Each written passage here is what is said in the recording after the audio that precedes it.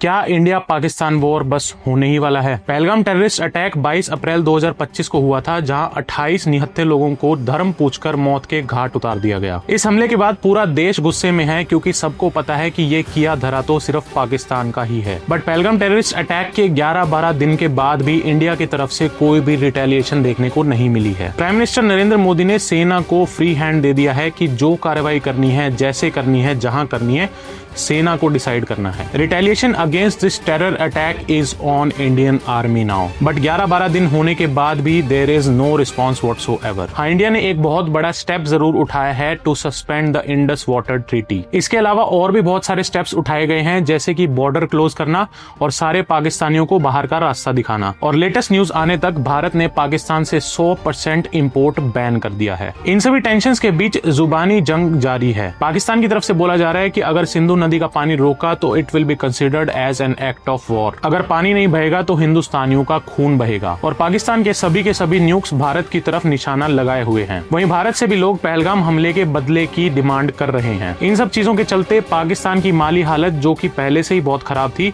वो बदतर होती जा रही है, क्योंकि पाकिस्तान की स्टॉक मार्केट ऑलरेडी 8000 पॉइंट से भी ज्यादा टूट चुकी है। और ऐसे में एक सवाल उठता है कि क्या पाकिस्तान एक वॉर को अफोर्ड कर सकता है? और अगर वॉर होती है तो पाकिस्तान की इकोनॉमिक कंडीशंस और भी खराब हो जाएंगी, क्योंकि फॉरेन इन्वेस्टर्स कब्रिस्तान में तो कोई पैसा इन्वेस्ट करते नहीं है। ऑब्वियसली वो अपना पैसा निकाल कर ले जाएंगे, जिससे पाकिस्तान की हालत और ज्यादा खराब हो जाएगी। और पाकिस्तान का सबसे बड़ा इन्वेस्टर चाइना भी इस बार ज्यादा अड़ंगी नहीं अड़ा रहा है, क्योंकि यूएस चाइना ट्रेड वॉर के चलते उनकी इकोनॉमी भी बहुत ज्यादा स्ट्रेस में है। और थोड़ी सी इकोनॉमिक इंस्टेबिलिटी तो चाइना में भी बनी हुई है। ऐसी सिचुएशन में इंडिया और चाइना के बीच के ट्रेड को देखते हुए चाइना इंडिया से भी ज्यादा पंगा नहीं लेना चाहेगा, क्योंकि चाइना वालों को इंडिया की जरूरत है और नो डाउट इंडिया वालों को भी चाइना की जरूरत है। बट पाकिस्तान के लिए चाइना ये रिस्क नहीं ले सकता। हाँ, एक सिचुएशन है जहां चाइना को मिर्च लग सकती है। अगर इंडिया पीओके को ऑक्यूपाई करता है तो चाइना के सीपैक को एक बहुत बड़ा डेंट लगेगा। सीपैक मतलब चाइना पाकिस्तान इकोनॉमिक कॉरिडोर। अब इस कॉरिडोर का इंडिया के पीओके कब्जाने से क्या लेना देना है? वेल, एक्चुअली सीपैक एक इकोनॉमिक कॉरिडोर है जो चाइना पाकिस्तान में बना रहा है,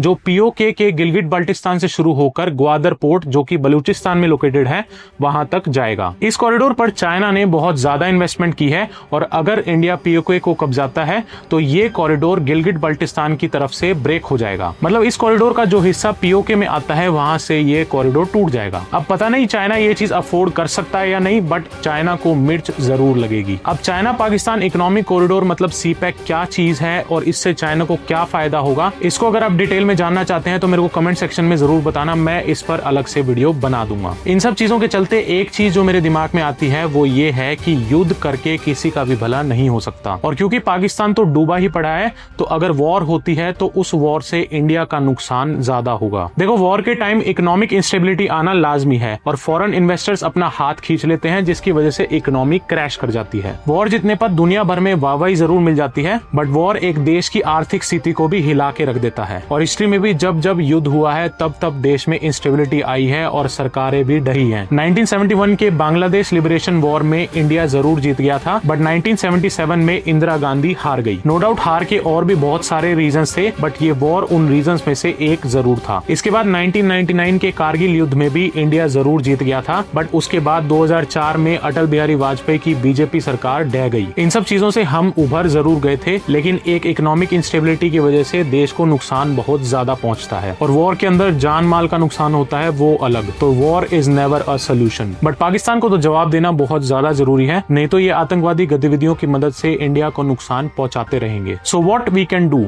What India can do? Well, India को पाकिस्तान का पक्का इलाज करना जरूरी है। क्या पक्के इलाज हैं? 2-3 तो मैं बता देता हूँ। फर्स्टली, पाकिस्तान को जो भी फॉरेन फंडिंग मिलती है या हम कहें भीख मिलती है, उस भीख के अगेंस्ट इंडिया को प्रोटेस्ट करना चाहिए और इंडिया को उसको रोकने में पूरा जोर लगा देना चाहिए, जिससे इकोनॉमिकली पाकिस्तान कोलैप्स कर जाएगा। दूसरा इलाज तो कुछ हद तक कर दिया गया है by suspending Indus water treaty, but ध्यान रखिए ये सस्पेंड की गई है, ना कि इसको एब्रोगेट या कैंसिल किया गया है। वेल, इंडिया को ये ट्रीटी पूरी तरह कैंसिल कर देनी चाहिए और तीनों रिवर्स का पानी इंडिया में अलग अलग जगह सप्लाई कर देना चाहिए। नो डाउट इतने पानी को संभालने के लिए अब इंफ्रास्ट्रक्चर की बहुत ज्यादा जरूरत है, बट स्टिल ये हम कंट्रोल पूरी तरह कर पाएंगे। तीसरा और सबसे इंपॉर्टेंट, पाकिस्तान को अलग अलग हिस्सों में बांट देना चाहिए। जैसे इंडिया ने बांग्लादेश को पाकिस्तान से अलग करवाया था, वैसे ही बलूचिस्तान, खैबर पख्तूनवा और सिंध, इनको अलग करवाया जा सकता सकता है। पाकिस्तान के अगर अलग अलग हिस्से हो जाएंगे तो इनके नापाक इरादों की परमानेंट कबर खुद जाएगी। और बलूचिस्तान को अलग करवाने के लिए तो वॉर लड़ने की भी जरूरत नहीं है, बस थोड़ा सा सपोर्ट बलूच लिबरेशन आर्मी को कर दो और काम खत्म। देखो अभी हम अटैक की तैयारी जरूर कर रहे हैं और पूरे देश में एक ही माहौल बन चुका है कि फोड़ दो, चीर दो, फाड़ दो, पाकिस्तान को उड़ा दो, और करना भी चाहिए, बट इसमें नुकसान इंडिया का ज्यादा है ना कि पाकिस्तान का। पाकिस्तान तो वैसे ही भूखा नंगा देश हो चुका है, तो पाकिस्तान का परमानेंट इलाज करना बहुत ज्यादा जरूरी है। और परमानेंट इलाज क्या हो सकता है मैंने आपको ऑलरेडी बता दिया है। बाकी क्या इलाज होता है ये तो आने वाला वक्त ही बताएगा।